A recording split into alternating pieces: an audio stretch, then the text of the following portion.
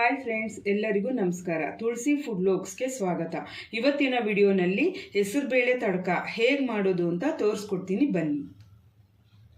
ಒಂದು ಕುಕ್ಕರ್ ತಗೊಂಡಿದ್ದೀನಿ, ಅದಕ್ಕೆ ಅರ್ಧ ಕಪ್ಪಷ್ಟು ಹೆಸರುಬೇಳೆನ ತಗೊಂಡಿದ್ದೀನಿ. ನೀರು ಹಾಕ್ಕೊಂಡು ಚೆನ್ನಾಗಿ ತೊಳ್ಕೊಬೇಕು.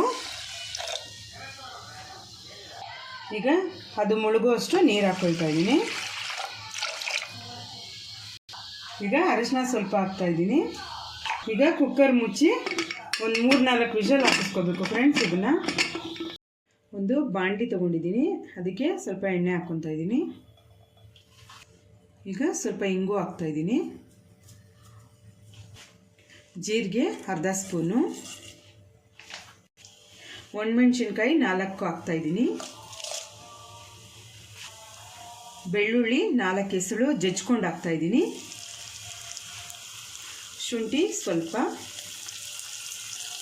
ಈರುಳ್ಳಿ 1 ಸಣ್ಣಕ್ಕೆ ಹೆಚ್ಚಿ ಹಾಕ್ತಾ ಇದ್ದೀನಿ. ಇದನ್ನು ಸ್ವಲ್ಪ ಕೆಂಪಗಾಗೋವರೆಗೂ ಫ್ರೈ ಮಾಡ್ಕೋಬೇಕು.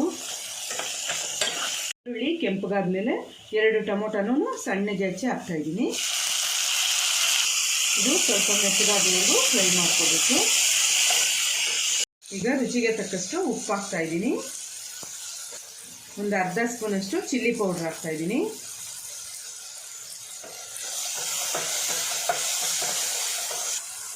ಈಗ ಬೇಯಿಸ್ಕೊಂಡಿರೋಂಥ ಹೆಸರುಬೇಳೆನ ಹಾಕ್ತಾ ಇದ್ದೀನಿ. ಈಗ ಸ್ವಲ್ಪ ನೀರು ಹಾಕ್ಕೊಳ್ತಾ ಇದ್ದೀನಿ. ಈಗ ಕೊತ್ತಂಬರಿ ಸೊಪ್ಪು ಸ್ವಲ್ಪ ಹಾಕ್ತಾ ಇದ್ದೀನಿ.